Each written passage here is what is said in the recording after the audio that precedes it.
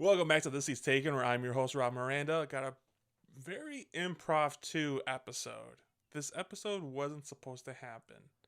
And to help me, because you're such a good friend, Glenn, you came back on to help me. Thank you, Glenn. Let's get it. AKA Glenn Steele. That's right. So, what I mean by it wasn't supposed to happen. I talked about last episode. Was I a mistake? No. You're like the hero of this episode. The movie Gran Turismo was supposed to come out this week. I don't know if you see the race car driving one where it's like based on a true story where this kid's like Gran Torino? Is it Torino? I thought it was Turismo. Oh, like the video game. Yeah. Like the racing cars? Yeah, it's I thought you meant Gran Torino with Clint Eastwood. Is that who that was? I don't think we're talking about the same thing. Gran Turismo, like the video game. Like it's about this kid who grew up playing that video game and he grew up to become like a real life race car just based on that playing video games. Oh no, I didn't know that was a thing coming out. Yeah. I've heard of the video game. It looks very good coming out. It was supposed to come out this week. And I'm sure you heard from me talking about it, like the writer's strike going on and the actor's strike going on. It got pushed back to the end of this month. So that kind of set things off from my podcast schedule. Like, Are the actors going to go on strike? They've been on strike. Or I thought the writers were on strike. So they were on strike. The actors had nothing to act. No. That's why. Nothing was being produced. Nothing was being written. Is that because of AI? That's a part of it, yes. So they're saying, like, well, why do we need this writer to write this movie when I have AI that can do 100%. The same? Oh, so it's like the self-checkout line at Walmart. Kind of, yeah. Taking jobs away from hardworking people. And how there's only one person there, like in case something goes wrong, that's what the writers would be doing there. In case something goes wrong or they can edit it and stuff like that. That's a good way. I've never heard anyone acknowledge that. Yeah. That's a good way to compare it. But, and also, actors went on strike maybe a month after they did. Same thing. AI can use their image and like have them take any pictures or like anything they want, and actors aren't really for that. And on top of that, there's also money issues where a lot of people aren't getting paid fair wages, they aren't getting treated right, and just small stuff like that add up, like as a union. In the world today, like they all see how much the people up top are making off of it. Exactly. So because of that part of the union contract, I need a bigger slice. Because they're on a strike, they cannot go to premieres, to movie premieres. And that's part of the reason that Gran Turismo movie got pushed back to the end of the month. They're hoping by the time it comes out now that they could have a premiere, but I don't see it happening anytime soon. I really don't know when they're going to finish the strike. The writers negotiated last Friday, but they got nowhere with it. So I think they're over 100 days now on the strike. I want to go to a premiere. I would love to go to a premiere. We should go. Don't you have to like get invited by like the actor? Yeah, we can stand on the side and just watch the premiere from across the street or something. You can do that? Oh, duh, you can do that. I'm thinking of like Entourage. I know you've never seen it. Yeah. But it's about a movie star and like he has premieres and they always look like insane. There's a million people there. You're right. So, and that was going to be this episode. So I was kind of panicking what I was going to do. I mentioned the last episode today might be like a open tabs kind of movie. And I talked to you about that, like where we just pick random movies. But I was like, there's one movie, like I didn't want to watch it. It was a horror movie, and everyone on this podcast know how I feel about horror movies. You know how I feel about horror movies. Where it was Don't Talk to Me. Everyone's talking about it, and I wanted to watch it, but then the more they came closer, like, fuck, I'm not going to watch that movie. And then you were like, let's just watch that movie. It's like, yeah, I didn't know anything about it. Really? Or I've never heard of it, or know anything about really any other movies that are out right now, really. Like, I just wasn't in tune. There is a couple. But you said, oh, I don't think you'd want to watch this movie. And I was like, why? I was trying to talk you out of it. Why wouldn't I want to watch it? I didn't say that. And you're like, oh, it's a scary movie. I'm just saying that. I'm like, oh, we're definitely going to see this movie then. Are you usually into horror movies? Yeah, I do like horror movies. Speaking of which, I think you talked about, I think we mentioned the last time you were on, is this the most recurring you've been on? I did the math. You're currently tied, including this episode, tied for the most recurring guest. You're tied with Joey. And then Brandon is just one behind you guys. Look at that. Me and Joey. Yeah. Tied for the lead. That could change because Brandon might be coming on later this month. So we can have a three-way at first place? Three-way tie. And that's mostly because, like, all three of you guys have been on, like, 3 times together, too, at the same time. But going back, you said you've always been into horror movies. What horror movie? I know you've seen Insidious, the new one. I haven't seen that one. Yeah, I haven't always been into horror movies. Really? Like, when I was a kid, I don't think I really watched horror movies that much. Uh-huh. But, like, I love watching them. I think they're fun to watch. some of them just like catch my interest. I think a lot of them are like the same. So like, yes. When you say Insidious, when you say Conjuring, they all are the same to me, but I like them all. Like, I can't tell you what happened in any of them. I just saw the new Insidious like months ago, and I couldn't tell you. So they're forgettable. Happened. Yeah. What gets me is the jump scares, though. You know, they're in every single horror movie. That's what gets me, honestly. And horror movies are different than like paranormal movies. You know, because like the Conjuring movies and the Nun and Annabelle, those are based on true stories, stuff that really happened in real life. Mm-hmm.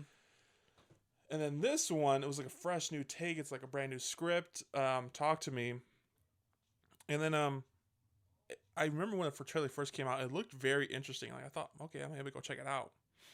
And then when it came on closer, I was like, fuck, dude. As I was watching this, we're getting more in detail, and I was like, I'm gonna lose so much fucking sleep over this movie.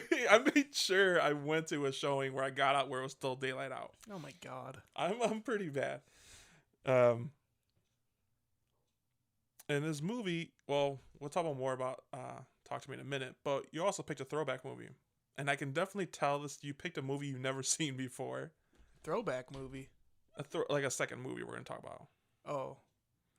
It just came out, right? About a year ago. Okay, that's what I thought. We're going to talk about Where the Crawdads Sing in the second part of this episode. Where the Crawdads Sing. You know, you told me to pick a movie, and I just opened Netflix, and that was literally the first thing I saw. I remember when this movie first came out, it was supposed to be, I thought about putting it on the podcast, and I kind of wish I didn't, because the main actress, she was also in another movie that came out last year called Fresh, and you might be into that one, because it's kind of a horror-ish movie. Horror-ish? Like scary. Oh. Where she was in the movie called Fresh, where Sebastian Stan, who stars in it. I'm trying to think something you might I didn't know any of those actors. I know we're not talking about this movie yet, but I didn't know any of those actors. I only recognize her in the one movie, Fresh. She's still a fairly new actor. I looked up her credits. She's probably been in like a handful of things. But she has a lot of movies coming out soon. Stuff coming out. Anyways, the movie Fresh, if you haven't listened to the episode, it's like one of my, maybe a year ago today, that movie came out. It's where this about cannibalism. Like this guy would kidnap girls and kill them and chop them up and sell them to millionaires so they can eat them. And she was one of them, and she escaped. It's a pretty intense movie. Jeez, yeah. Speaking about movies, recommendations for you. I've seen 2 other movies this past weekend. One was Meg 2, The Trench. Have you seen that movie, the shark movie? I haven't seen the first one, but I've watched. Time. It's hit my YouTube algorithm, the trailer for Meg 2, because I'm always watching like to me animal encounter videos. It's such a Hollywood cliche movie, you know, the cheesy catchphrases, the action lines, the punches. Yeah. It's so cheesy, but it was entertaining, I should say. It's 2 hours. It's a true story too. Get the fuck Those out. Things are real. I'm sure prehistorically they were real. They're down there right now, bro. I don't know. I'm just gonna say this: we've seen 30% of the ocean floor. You don't think there's giant sharks down there? They probably are, but they're just enough to keep me out of the water. They're getting hungry, yeah. They love thick Latino men. Yeah. This is why I don't go swimming in the oceans or lakes. Because they'll eat you up. Yeah. But anyways, I've seen that movie, and that movie was okay. It's very entertaining. Jason Statham stars in it, and he's pretty badass in everything he's in. And the second movie I've seen that I think I would love to recommend to you to go see, it's called Theater Camp. Not a lot of people know about this movie, but it's kind of like a fake documentary on this theater camp that's run by this older woman who has a stroke, so her son takes over, and he's like, it's a failing business, but it's supposed to be like an outlet for kids who love theater. They have a place to go, and like every summer, it's like summer camp, but you know, you put on plays at the end of it. How I've been describing it to people, the humor is like RuPaul's Drag Race with Pitch Perfect with a little bit of Family Guy humor all mixed into this movie. Sounds eccentric. It's very funny. I think you would really enjoy it. I enjoyed it. I might go watch it again. But for no one watching it, hearing about it, I think it should be talked about more. I would have definitely picked that movie over this movie we're going to be talking about. And then the last thing I wanted to ask you before we get into this movie, House Party, the biggest theme. Before we get into that, I just mentioned you've been on this podcast 7 times already. House Party? Yeah. We'll talk about it in a second. Oh. But for someone who like yourself, who's not really into movies like that, you've been helping me a ton out with this podcast. Yeah. You've been enjoying going to the movies? I think the one that I saw in the theaters this time Yeah. is the best one that I've seen in theaters so far. Really? Yeah. Did you go by yourself with a group of people, or? No, I didn't go by myself. I went with somebody. I had to go with somebody. Yeah, shout out to my 'Cause dad. you were scared? Yes. I was not about to see this movie by myself. I usually hate when people talk during the movies, but like horror movies, I kind of encourage it because I was like, oh hell no, and stuff like that. They're all I think it just makes it more funnier and easier to watch.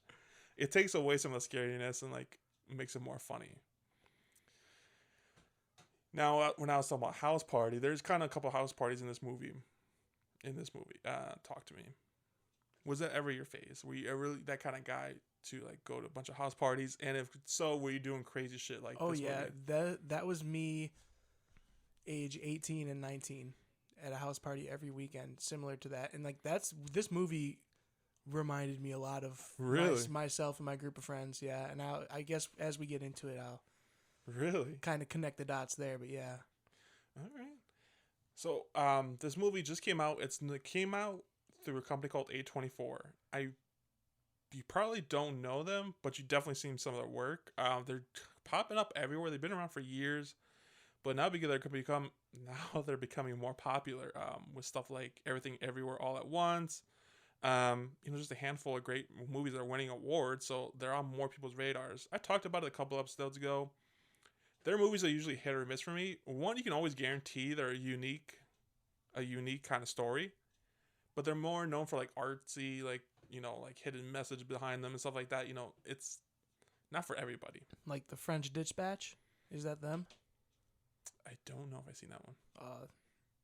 Don't even know if I heard. You said I don't know. What did you say? It's like a mind movie, like an artsy, Artsy? artsy kind of movie, like had hidden meanings behind there, like very creative kind of movies. See, with movies that like always don't have the happy ending you're expecting or the ending you're kind of expecting. Like this one, especially, like I was not expecting this kind of ending. So we're gonna get into Talk to Me. Just came out this past weekend. Directed by Danny Filipino. Not Filipino. Wow. Danny Philippou. I don't even know how to pronounce the name. Philippou. Sure. And his brother, Michael. How do you say it? I'm assuming Danny Philippou. Philippou. They're brothers in real life. This is their directorial debut. Originally, I think DC, the comic book franchise, they offered them to direct one of their movies, but they passed it up to direct this movie. This was their first directing job? Yes. Wow. They killed it. Hats off, yeah. I didn't know that. And they also written this movie as well, along with Bill Heinzman. I would have thought the director of Signs directed this movie or something. Yeah. Like a classic horror movie. This movie is about when a group of friends discover how to conjure spirits using an enabled hand. They become hooked on their new thrill until one of them goes too far and unleashes terrifying supernatural forces. I want to go on record saying everything that happens to these group of kids in this movie deserved to happen to these group of kids. Always. It always does. They were fucking idiots. They pissed me off in this whole movie. Classic peer pressure.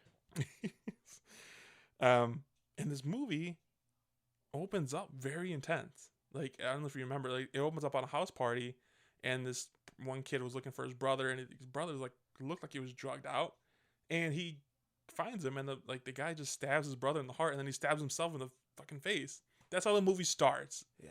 Color me confused. Right off the bat. Yes. Color you confused. Right nice. off the bat. Nice. And there's a group of kids. It focuses mostly on this one little girl. Let me pull up her name because I hate calling her by her actress's name. Not that she has a bad name, but Mia.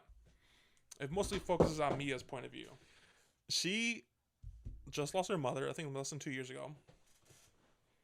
And she's still kind of coping, not trying to cope with that loss. Because it was kind of sudden. She supposedly accidentally overdosed on sleeping pills. And her dad seems kind of distant. So instead, she relies on her friend's family to kind of comfort her. Like, they're best friends. I didn't even mention this movie takes place in Australia. Which I had no idea until we saw the kangaroo. Either did I, because honestly. their accents weren't Australian. And I know Australian accents, mate, because I have a good one, crikey. If you didn't say the word mate, I didn't even think you were doing an Australian accent. Should have been in the movie then. You could have. But like you said, there was I could have played the stunt double that had the foot in his mouth. Which we'll get to. The boyfriend? Yeah.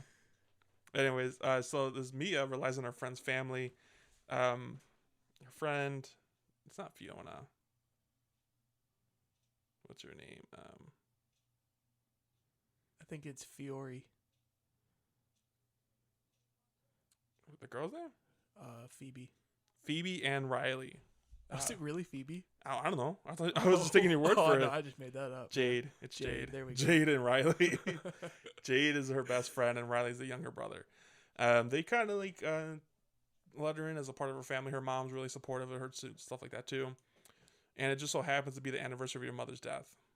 So to go blow some steam, they heard about this party that these two kids throw on every week. And you see their Snapchat stories, and like the kids, I thought they were like fucking drugged out or something. It looked like they were dying. Yeah, it just looks like they're tweaking out. Can't breathe. Because their pupils like cover their whole eyes. Like their eyes are black. Face gets pale. And then what do they say? Like, that looks like fun. I was like, you fucking idiots, dude. So they go check it out. Well, it's not that looks like fun. It's everybody around like laughing, screaming, pointing, having a great time. And you're the center of it. You're the reason it's happening. That's what looks like fun to them. No. That's what they want. I never really got into peer pressure like that. Like, if I seen stupid shit like that happening, like, I'm out of there, dude. Would you stick around? Would you have done this? Hold on. Yes. Before I ask you that, let me like explain what exactly they're doing and make them like that. This movie is about inanimate object, like a ceramic hand that like you sit on the table and it sticks its hand out like you're shaking his hand. Now, what these kids are doing with it, supposedly, if you put your hand on it and shake its hand like that, you light a candle. Well, you light the candle first, because when you light the candle, it opens up the door. Okay. So then you grab onto the hand, and then you say... No, I think right? just by touching it, you see something. You see somebody. It's not a dead person. That's right. Or no, maybe you say talk to me I think first. you say talk to me. You say talk to me they first. Show up in front of you. Yeah, and you just see like a dead body. Like sometimes you're they're the only like one in the room that can see it. Yes. Everyone else just sees you like reacting, looking. Yeah. And sometimes they're mangled, like they had a bad death. Like if you got stabbed in the head, like the knife's probably in your head or something still. And then you just see them. You creeped out, and then you say, "I let you in" or something like that. Yeah. And supposedly they take over your body. And the rule is you can't go longer than 90 seconds. Otherwise, they want to stay. And you can't close the door. And while they're inside of you, they will like speak through you. Yeah. Whatever it is that they have to say. It doesn't even have to be directed at anybody. And supposedly Mia got so addicted, while you're in that state, I guess, like, she said you feel everything. You felt empowered. You felt good. Everything was just better. Yeah. It made everything better. Everything felt good. All of her worries were gone. So she volunteers to go first to do this thing. Well, first of all, I think it's important to bring up that when she was first introduced at this party, didn't they kind of like tell Jade, "Hey, why'd you bring her? Nobody likes her here. Yeah. She's kind of like a fly on the wall." You know what I'm saying? Yeah. She's boring. Yeah. And I think she realized that that's what everybody thought, so she wanted to be the center of attention. So I think she jumped at the opportunity to take the spotlight in front of all of them, and she nailed it. I think, well, yeah, I agree. I can see where you're coming from, but how I pictured it is like she's still coping with her loss. And this is like the same thing if they were doing drugs. She would be jumping up to do it just because she wants to get that high to forget about her mom. The whole movie, I just thought this is an analogy to like doing drugs. And I can see that. yeah, like young kids doing drugs for the first time. Everybody's It's like, almost like do it. Of course I'm going to do it, bro. It's almost like a different take on Ouija boards. Yeah, I've never done one of those. And you're never going to do one with me, honestly. If you do one, you're never coming back to this house. I'm interested in that. No. Anybody out there want to Ouija it up with me? Holla. So going back to my question, you said you would do this. I would. If you had a group of friends coming around. Hey, Glenn, like, you want to speak to dead people? No. Fuck, no. I saw this with my dad. I had a legit talk to him, like, after this. Like, if something were to happen to you or mom, do not ever bother trying to make contact with me after you're gone. Like, you would just fuck up the rest of my life. I would not hesitate to. That'd be sick, bro. No, because you see this stuff like this movie that happens. Like, I'd become friends with the ghost. Take him home with me. What's up, Charles? Yeah. That'd be a good comedy movie, actually. Yeah. But I don't know. I told him, like, dude, I will see you guys again in the future. Don't worry. I'll be at peace. But the dilemma comes from this is jumping ahead a little bit, so I'm gonna stop right there. Because there is a dilemma, and like makes you think like, oh shit, would I do that too, you know? So Jade does it and she gets hooked on it after the party. And this also movie got banned. Not Jade, Mia, right? Mia, sorry. Jade is a friend. Jade's the straight edge that won't do it. Yeah, I would be Jade in this situation. Yeah, you're a total Jade, bro. And you're totally Mia. Yeah. I thought Mia was gay at first. Because of the hair? I could see that. The whole get up. And then when she walked into the party, that main person with the hand, I can't remember her name, but her real life name is Zoe. She's transgender. Okay. So that's what I was leading into. I thought when they first I thought there was a little tension there, like maybe they had hooked, like there yeah, was I could see that too. I think I thought that for like 2 seconds. But I was gonna lead into Zoe. She's like the main person to introduce you to this hand in this movie. This movie got banned because of her in a few countries because she's transgender. Not even because like they're dealing with supernatural stuff, which happens a lot of the time in other countries. Like, nah, that's kind of cool, but we can't show it because of fucking her. I was like, what the fuck? That's lame. Any censorship like that is lame. But that censorship is lame. But I just hate her character because like, you fucking idiot. This is like a person who will go around giving drugs to kids, basically. Which there are many people like that. Yeah. So Mia, she does it this one time and she gets fucking hooked. So they asked them the next day, like, hey, do you guys want to come back to our place and we do it again, blah, blah, blah. So they're like, all right. So they get a handful of people, including Riley and his little friend. They're like, I think they said 14 maybe. Not even that old. And everyone else is maybe like 17, 18. So they do it. And part of the thing, like, you got to get tied up to the chair because I guess you can get wild, like, move around. Like, because like I said, the spirit is like... That thing will jerk you around. Speaking of jerk. It jerks you all around. Yeah. So you got to get tied down. So you got to get tied down. So they start doing it. And then there's a whole big montage of like a big party scene. Like, you've seen This Is the End, and where they take all the drugs and they're just dancing around. And like it's kind of similar to that feel. Like, you're just on the high. Like a great time. And you're just messing around with the ghosts that are taking over their bodies. Like, some of them are like genuinely in pain and scared. But some of them are like, they're just making fun of them. Honestly, because there was one time where Jade's boyfriend gets it, and he's like seducing himself or something like that. He was just weird. Oh yeah, that's right. He was a super Christian, won't even kiss Jade. And they've been dating for a few months and they hadn't even kissed. I don't remember that part. Yeah, I remember, and they said that Mia and him dated and they held hands once. And like they slept together in the bed that one time and they were like, oh, remember when we held hands? But anyways. So Mia does it again. And this is her second time doing it. But something happens to her a little bit different. Oh, maybe it happened to her the first time she happened to it. She did it and she was talking as if she was someone else, which, you know, she was somebody else. And she looks at Riley, the little boy. He's like, they're gonna love you. You know, that creepy shit. Yeah. If I was Riley, I'd get the fuck out of there because the door magically opens by itself. Fucking creepy. That would itself make me never want to do it again. Or even be around somebody who does that shit. And when the boyfriend did it, he was like making out with the dog, right? He was, yeah. I remember watching the trailer. The only thing in the show in the trailer is like them putting the dog out in the hallway. I was like, if they fucking possess this dog, I'm gonna be so pissed. There was a moment in the theater when that happened. You were talking about like the people talking in the theater, blah blah. There was a moment where it just got really quiet, and I turned, and when that happened, I said, I bet you he's rock hard. And I think everybody heard me. I saw a dude in front of me put his like hand on his head, like, oh man, I'm embarrassed. But I hope nobody noticed. Was the theater packed when you seen this movie? It was pretty packed, yeah. Really? What did you go on? Tuesday. Oh wow. Well, it is $5 Tuesdays. Ah. Yeah, so that's probably why it was packed. I think I went on Sunday. The Sunday opening weekend I went out. And then before we get even further, we skipped over a point we touched on a little bit in the beginning of the movie when Mia's picking up Riley from a party or something like that. They come across a dead kangaroo on the ground. Like someone obviously must have hit it with their car, but it's suffering. It's a dead kangaroo, isn't it? It wasn't dead. It was suffering. And then Riley's like, we gotta put out of its misery. I was like, first of all, don't put me on the spot like that to kill this fucking kangaroo. I don't think I would have the guts to do it. She was about to try. She tried running it over, but she stopped last second and couldn't do it. Could you put an animal out of its misery? No, I'm just gonna keep driving, bro. Yeah. If anything, I would probably knock that thing out, though. You could at least call with my bare hands. She could have at least called somebody. Yeah, you know, she didn't even do that. That would be me if I lived in Australia. I'd be Glenn, the neighborhood kangaroo wrangler. Call me up. I'm gonna wrangle that roo. Yeah.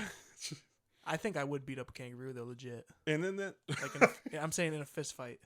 Wasn't there a movie called Kangaroo Jack like that? Yeah. Where he fights a kangaroo. Yeah, but like people box kangaroos over there. It's a real thing. It's all over YouTube. It's all over YouTube. They're pretty strong because they can kick hard as fuck. And they can like sit back on their tails. Their tails are so thick. I don't know if you've ever seen a kangaroo tail. Did you see that YouTube video where the kangaroo has like a dog in a headlock? Yeah, some of them are buff and scary looking too, and look intimidating. But I would knock that thing out. One sweet, swift right hook right to the face.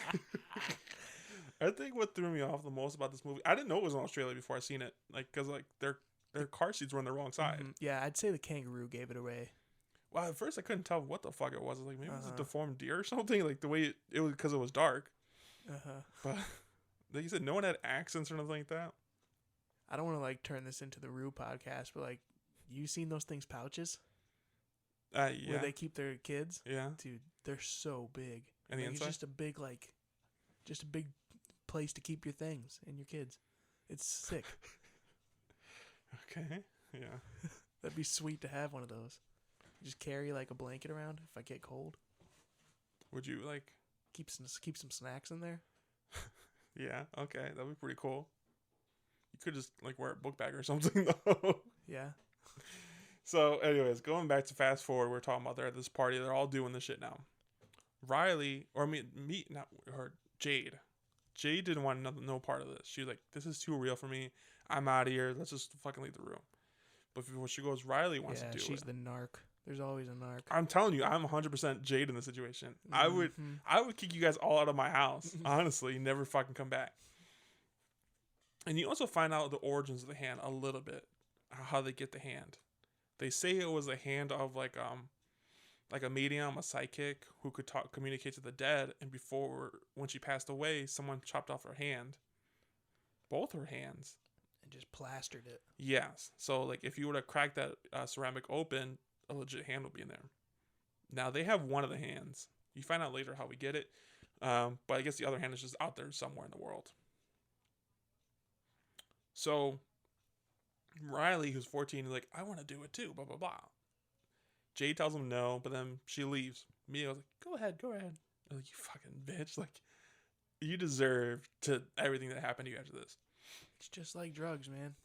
100% like drugs. Like literally the same thing. Now, happens. this is the part where it gets confusing and interesting for me.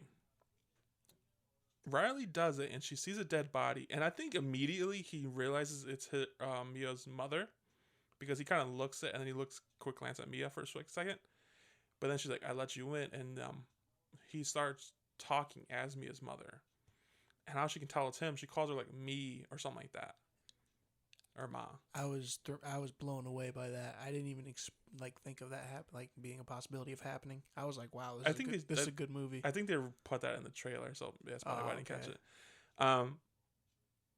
Now Mia, like I said, she never really had closure with her mother because she passed away unexpectedly from an accidental overdose. That would definitely fuck you up. Like, I can talk to my mom now because of that. Now she has the idea in her head, like, I want to go back and talk to her again, blah, blah, blah. And with what she said. What did she say? What did she say to her? She was like, I'm so proud of you. Yeah. It's like, it's not your fault or something like that. Yeah. I think she basically, like, hinted at, like, I didn't kill myself, right? Yeah. Which I don't think that was even a thought in anyone's head. I immediately thought she killed herself. I thought maybe someone killed her. Like, because early in the movie, Mia had said, oh, my mom accidentally took too many sleeping pills or whatever. Yeah. And I was like, yeah, accidentally, okay. This movie is about doing drugs. Yeah, okay? yeah. So then, before I think they only agreed on Riley holding on for 50 seconds. I think they went longer than the 90 seconds. I think they went like 120. Yeah. And because of that, she couldn't let go.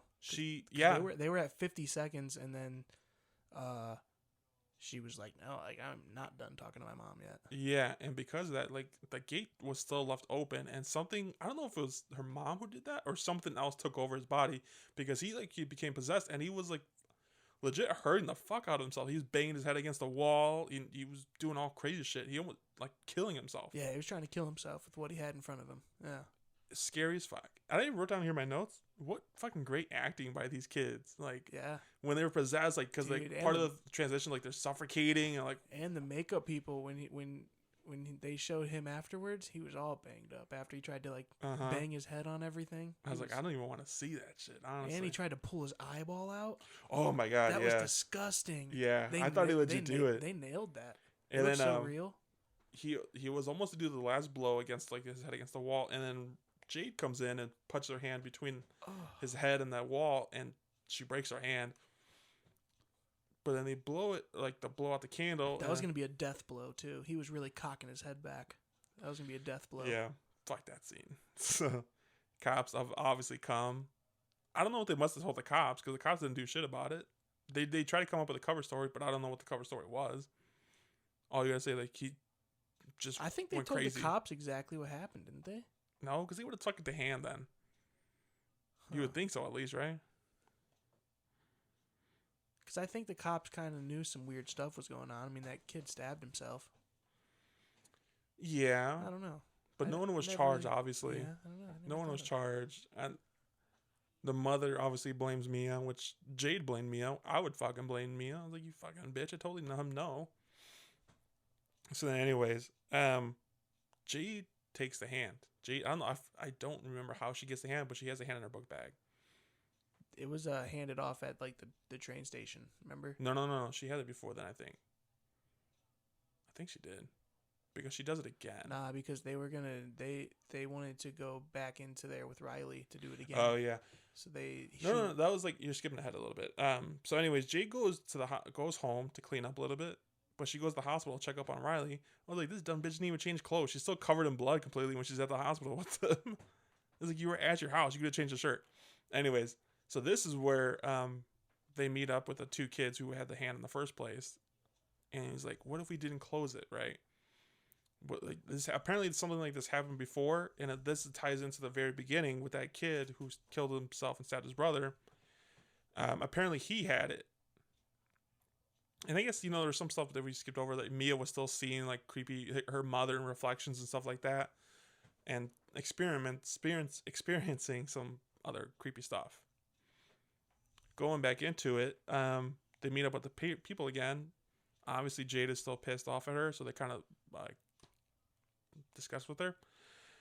So they're like, okay, there's another kid who kind of knows where they're going, and this is where you meet the brother from the very beginning of the movie. He's like, yeah, you guys fucked up. You guys are ruining people's lives. Fuck you, I'm not helping you. And he takes off. And then Jade's boyfriend is like, I don't have a place to stay tonight. And she was like, you can stay with me.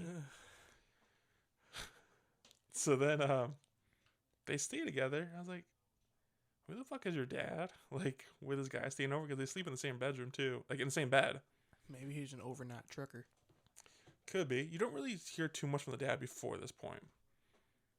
But she still has a hand, and she still is seeing some creepy, crazy shit. This is the part in the movie where I was like, I'm not going to get any fucking sleep tonight. Because there's a point where she wakes up in the middle of the night, and she looks in the corner, like a dark corner of the bedroom, and something just crawls out from under her, like a creepy old woman. And it doesn't say anything to her. It just slowly moves over to the boyfriend and just starts sucking on his toes. I was like, what the? I couldn't help but laugh. I was like, what the fuck is going on? Like, it wasn't biting his toes off. It was just sucking his toes. Just having a good time.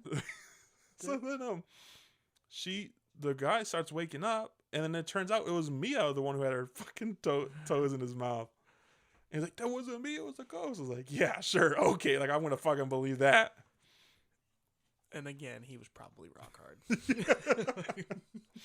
And then the next day, I was like, what happened with you guys? Like, she was fucking sucking my toes. Yeah. So then, He's like, what? You're sucking my boyfriend's toes? Those are my toes, honey. Yeah. So now it gets a little bit crazier as it goes along. I don't want to give too much away. This is a good scary movie. The acting was very great in this movie. There was a couple of points that made me like squirm a little bit. Like when the dad starts realizing what's happening. Noticing something's going on with Mia. She gets like talks to her dad, and she goes in her room because she was upset about it. And the mom's like, "That's not your dad. You know, that's somebody else. That's them trying to manipulate you. They're trying to confuse her? I guess so. I really don't know because we'll talk about in a second why I was confused about everything. That was a confusing scene. Because then the dad was like pounding on the door, busting it down, and he comes in and he starts choking her. Well, she reaches over to grab a pair of scissors, and by this point, the real dad coincidentally walks in and grabs her as if like he was trying to help her, but she thinks he's choking her, and he stabs him in the fucking neck. Holy shit, that was fucking wild. Did he die? I don't know. The ending is so fucking confusing. Would you agree? He didn't die, huh? I don't think he did. But I also don't know what in this movie was real or not. So, what do you mean by that? We'll skip ahead a little bit too. Because they also realized they realized the portal was still open. And Riley was still being possessed by someone trying to kill him. Because every time he became conscious in the hospital, he kept trying to kill himself. But then, like, let's go try the hand thing again and see if we can contact him on the other side. Well, they contact this little girl. And Mia asks her for help. Like, do you know where he is? Can you show me? And she takes him, like, you may enter me. And, like, oh, shit, Mia's going on the other side now. And you see flashes of him, like, being tortured and eaten or something like that. Like, he was in pain. That scene was scary and gross. Looked like he was in hell. Yeah. So all these demons come like, he's ours now, you know, blah, blah, blah. And the only way, and the mother's convincing her, like, the only way you can save him is if you kill him. You put him out of his misery. Kind of an analogy for the beginning with the kangaroo. But this time, she's like, all right, I'm going to kill his ass. So she goes to kill him. This is a long story. I'm skipping over stuff.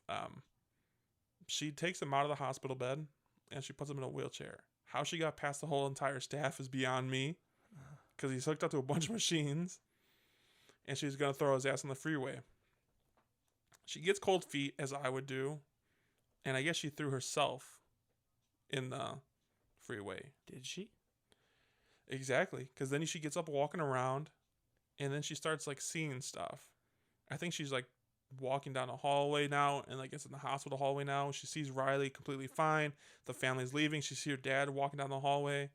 And she sees, like, some other dead people she was seeing in her visions. They're in the hospital completely fine. See, the way that I took that was that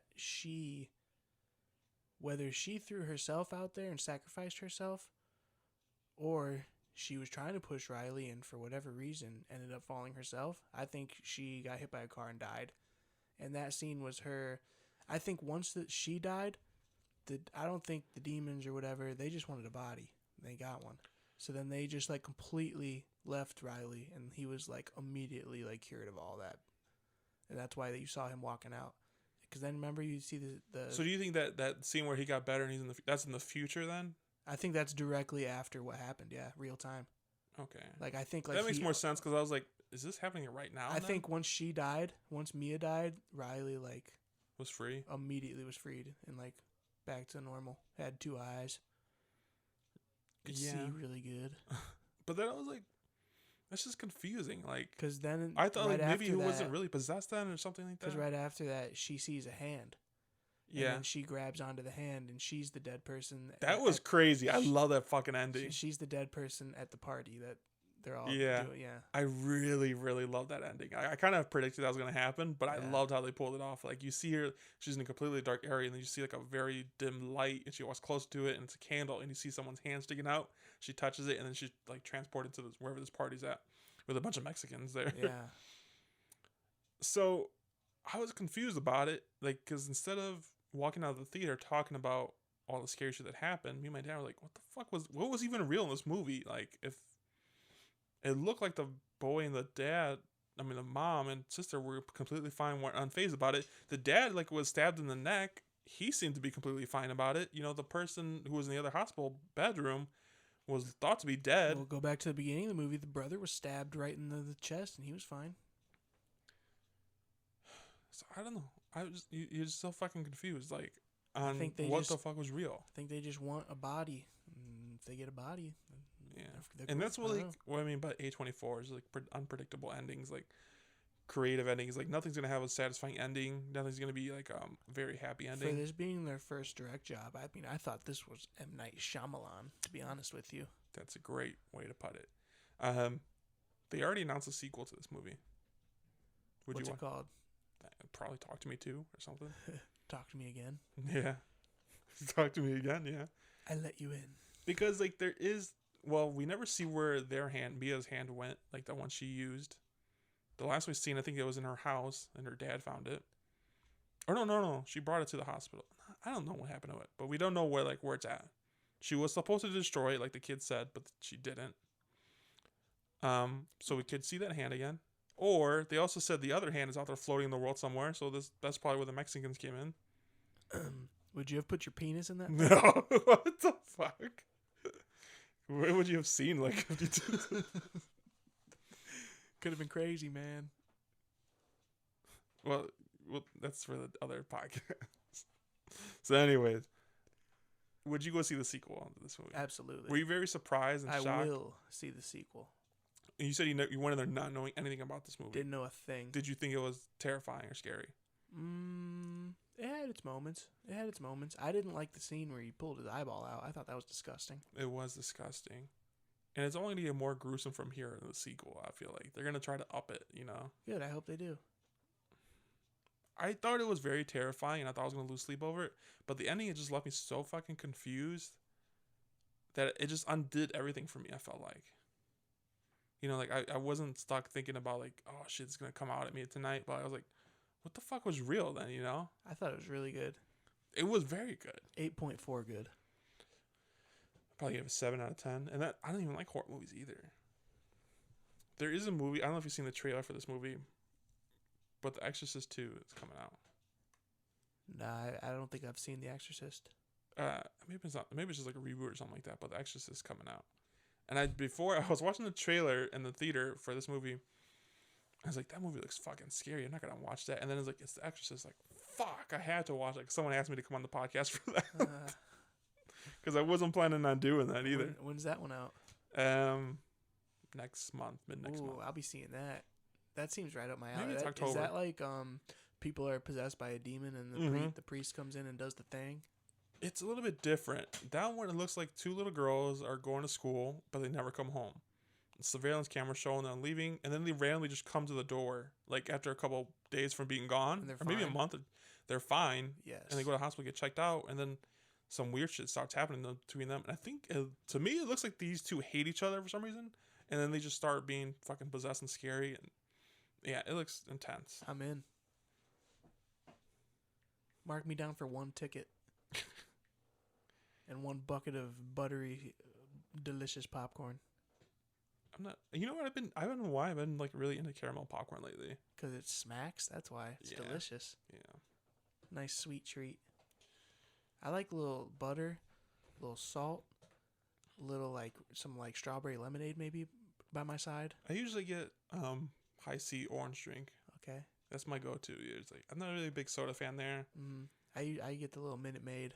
Like raspberry and strawberry lemonade. Nice. Do you mix drinks? Zero sugar, obviously. Do you like to mix drinks like Coke or Dr. Pepper? I definitely like to mix it up when I'm at the Coca-Cola freestyle machine. Nice. I like to make my own little concoctions. Nice. You put like little booze in there too, or no? No. But we did have some Monacos at the theater. It's a good move. It's a good move. Like I got a little dead silent scene. Cracking open. I seen the Haunted Mansion a little bit tipsy, and that was a good move. The Haunted Mansion. It's almost that time of year. Well, yeah, they just came out like a couple weeks ago. Oh, really? I don't even know what that is. The Haunted. You just seen the Eddie Murphy one, right? No. Back in the day, you never fucking seen the Eddie Murphy Haunted Mansion? No, I know of it, but no. It doesn't really matter because this movie is like a complete reboot. It has nothing to do with it. But it was a good movie. I think you would like it. I think they put it out now, so it can be perfect timing when Halloween comes. It's gonna start streaming. I would assume so. But I would watch that one again. some movies are better when you're like a little bit out of your mind watching it. Oh yeah.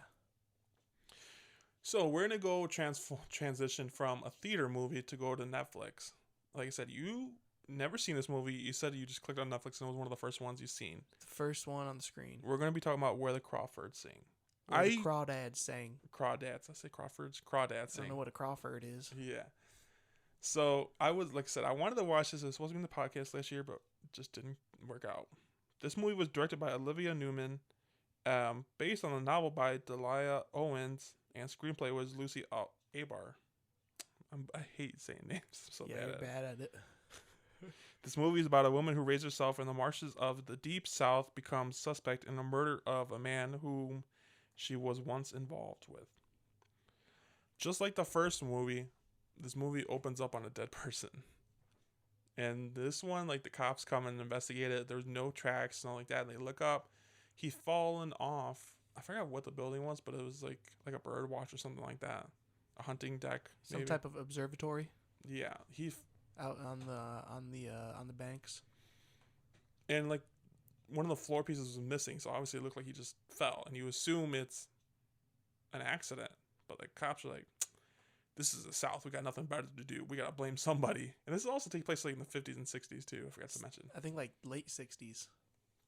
Well, it starts off in the early 50s when there's a young girl. Yeah, whoever killed him did a good job of... covering tracks? Yeah, they knew what they were doing. This movie is a completely different kind of movie. It's labeled as a drama. The other one's like a horror movie. It's very slower pace, but at the end of the day, after these two movies, I think I'm stuck thinking about this movie a lot more.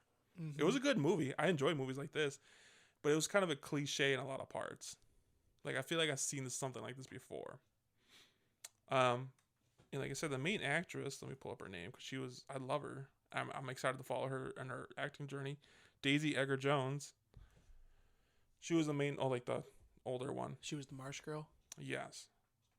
She grew up and then you go back a little bit backstory, because she gets arrested for that murder because the cops find her and she takes off running, just, like, scared because they're after her. She doesn't really know why. So she gets arrested. And then this random guy offers to be her lawyer just because, like, she thinks she could use his help.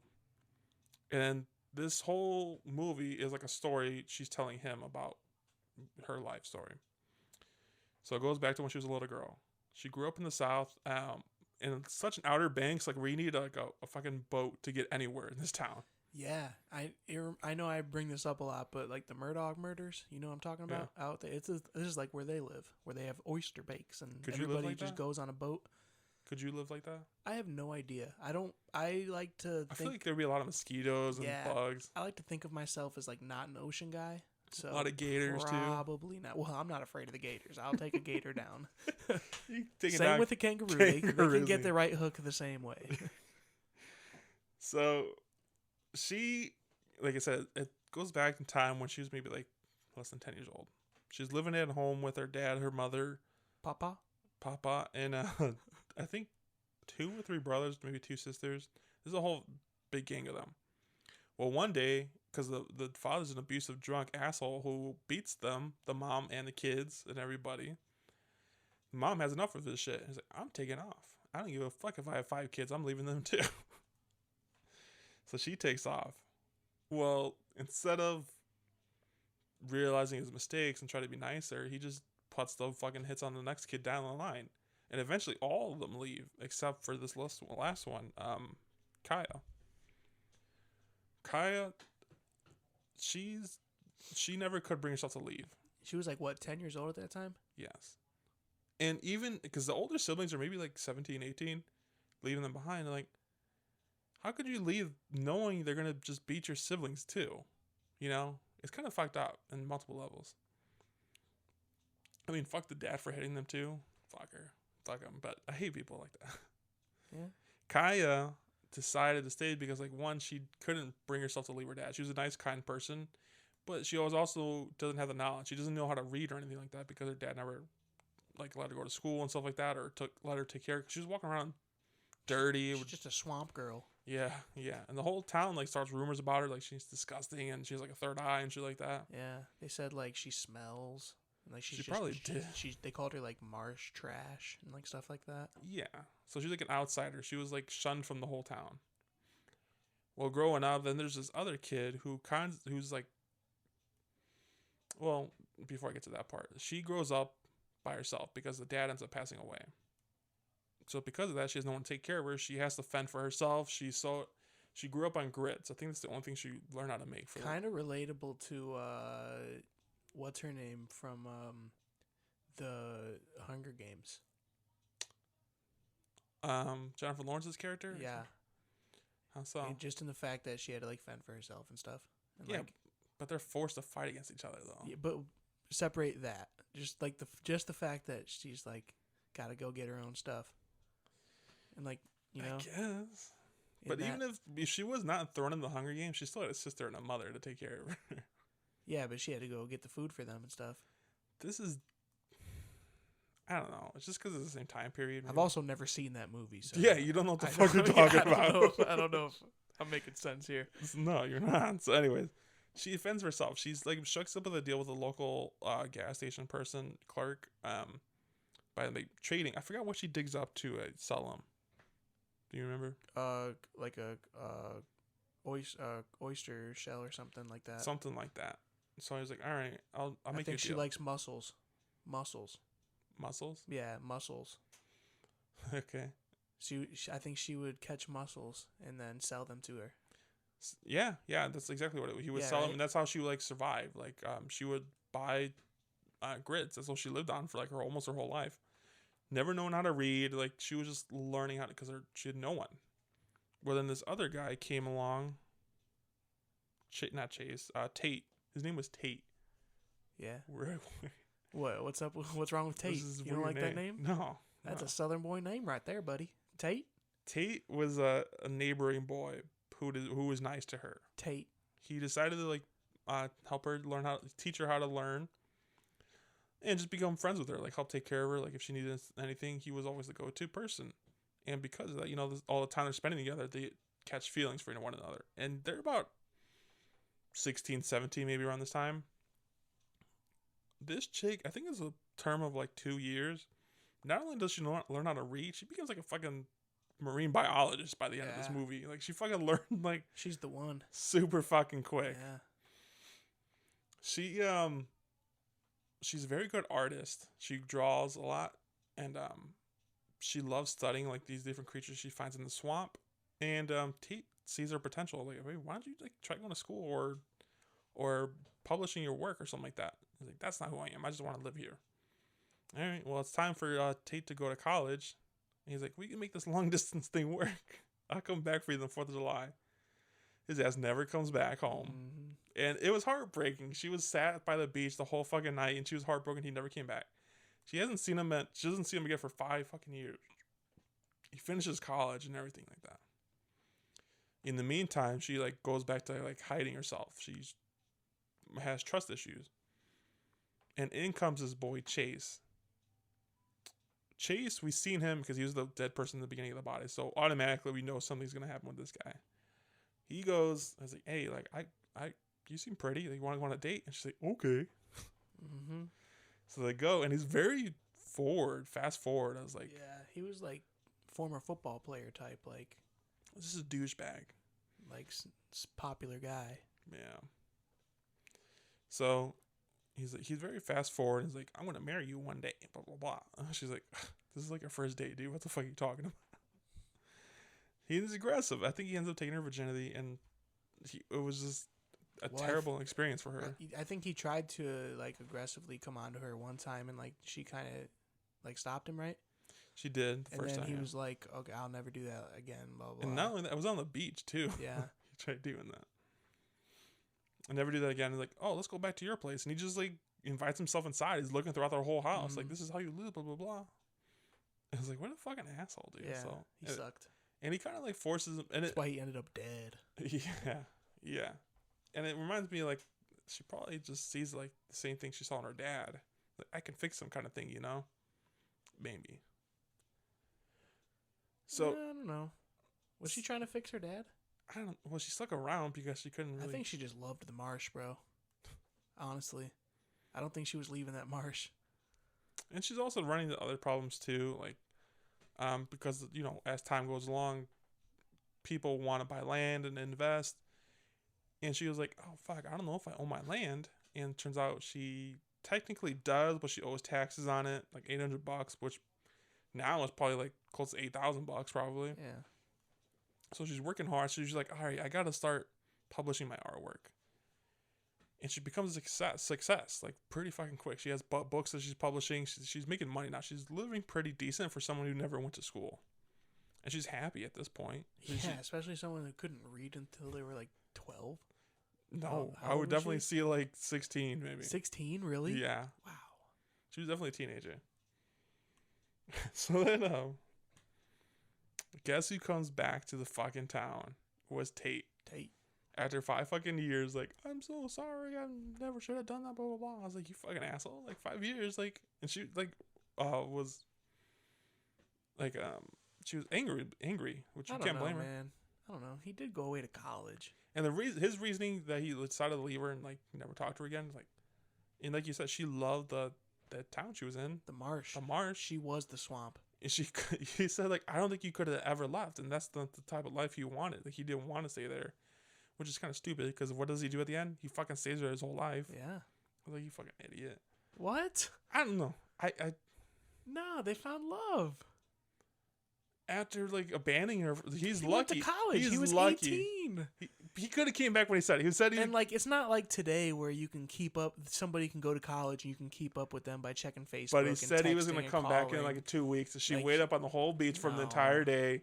Left her standing there for fucking 5 years. If you love something, Rob, you he let could it have go. wrote her a letter. If She you knew how to love- read now. If you love something, you let it go, and if it comes back, it's yours forever. But you That's what could they have say. told her, like, "Hey, I'm not. This isn't working out. Like, I'm not At the coming time, back." at the time, it wasn't. I don't know. I would not have forgiven Tate. No, If they you left found me love. hanging? You're hating on them. They found love. Only because, what was his name? Chase is still kind of a drunk. He found out he was cheating on her and has a whole nother fiance, and, like, is putting his hands on Maya, and then Yeah. Chase is like, "Did he hurt you?" Blah blah blah. He's like, "What the fuck are you gonna do about it?" I don't think he didn't do nothing about it. Well, someone took care of him because he ends up dead. Yeah. So Mia ends up going to get this publisher thing deal, and she comes back into town. She finds out he's dead, and she's on trial. He raped her, right? He almost raped her. I thought he did. He almost raped her until she hit him in the head with a rock, and that's when he punched her, and that's how she got that big ass bruising on her face. Huh. Yeah. Yeah, Scumbag. He was a scumbag. So then we go back and forth to the trial. At the meantime, I forget one of the parts, like, her brother, who joined the Marines or Army or something like that, comes back into town. I was like, I don't know. I still get mad at the siblings too. Like, none of you came back for your sister or even bother to check in on them or something. Like, it's fucked up. So, anyways. Yeah, I don't know if that was just a different time. I'm trying to think of, like, what life would be like before social media or, like, before the internet and cell phones. I don't know. Like, they didn't have any of that. Yeah.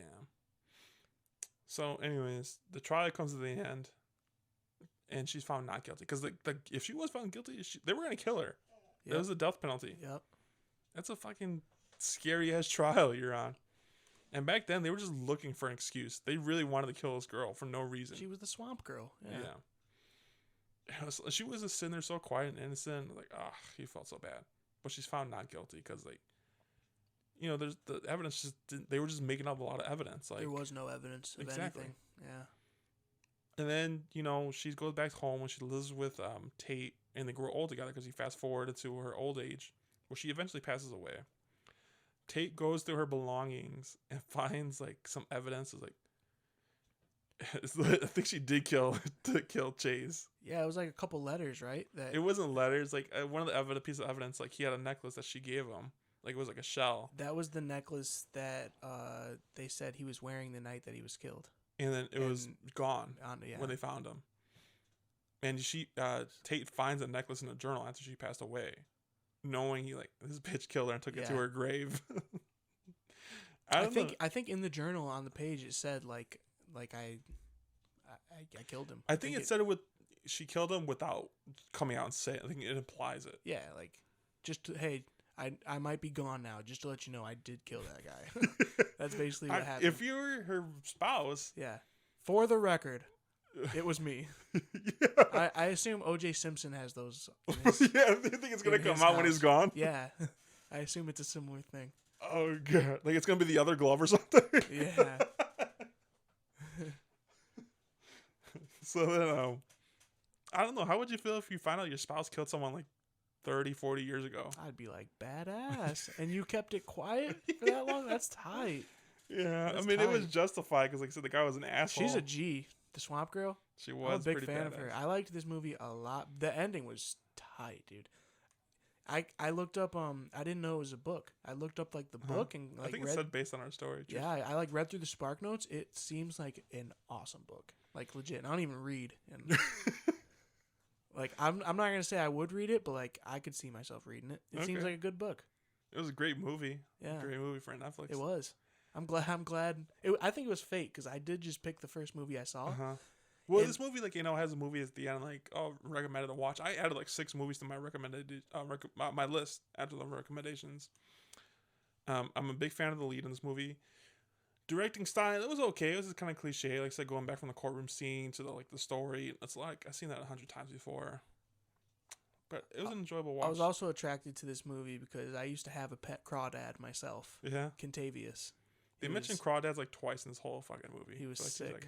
He was awesome. Is that the one that got eaten? Yeah, by Carlos. No, by Mitch 1. How many Mitches did you have? I had 3 Mitches. Mitch 1, Mitch 2, and Mitch 3. So then, Carlos and Contavious. They are all dead.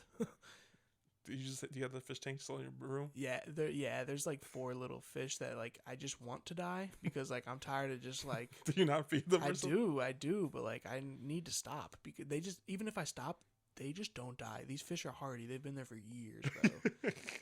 And they just like don't grow. They just exist. It's kind of crazy. You could just like release them into the lake or something. Maybe I should get another Contavious too. And you'd be stuck with that one. What do you mean stuck with? You mean did I rescue him or did he rescue me? Yeah, that thing was sweet. I used to be able to take him out of the water and like play with him. His claws. The fish? No, the crawdad. Oh, it's like a little mini lobster type thing, you know. He would never bite. Like, oh yeah, pinch you? He would definitely pinch me. He was aggressive. I trained him to be so. Why do you think he killed all my fish? He was a killer, bro. And he would pick my college basketball teams in my bracket. I would like. You had a whole bond with this thing. Yeah, he was sweet, man. The loss of him was. It was tough. This movie, Netflix movie, what would you rate it 1 out of 10? This was, it wasn't as good as the other movie, but it was right there. To be honest with you, I'm gonna give it an 8.1. I would give it like a 7.2 out of this one. Yeah. Like I said, out of the 2 movies, I'm thinking about this one more than the other one. It's a good movie, like if you want to have a relaxing night in, like with maybe your significant other, maybe, or like a rainy night or something like that. It's a perfect chill movie. Honestly, this movie was a good. Hey, look what I found. I found a pretty good movie to watch. Yeah. And I'm not mad. Would you watch it again? I would. I would, honestly. I think I would wait a little while to watch it just so I can forget what happens. But I enjoyed it. It was solid. I like the Marsh Girl. Glenn, I'm sure this isn't going to be the last time you're on anytime soon. I'll probably be back on in a couple weeks. But I always ask the guests, like, what movies you're looking for to come out. Did you see any trailers that you're like, oh, that's kind of cool? No, I don't think I did. I think you should watch that movie at Theater Camp that I told you about. And also, I know you said you were kind of looking for that. Oh, I just told you about the Gran Turismo movie. I think you would enjoy that too.